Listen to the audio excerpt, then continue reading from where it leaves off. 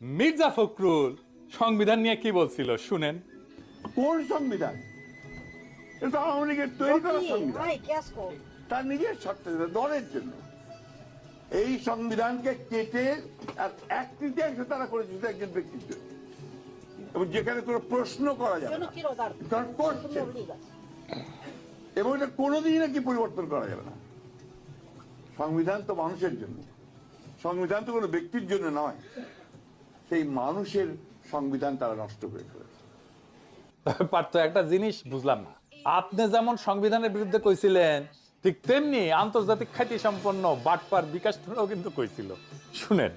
এই গণবিরোধী সংবিধান দিয়ে বাংলাদেশ আর চলবে না। আজকে জাতির প্রয়োজনে নতুন সংবিধান রচনা করতে হবে। বিকাশ নুরা মন্ত্রী হইল, আপনি কেন হইলেন না? প্রিয় দর্শক,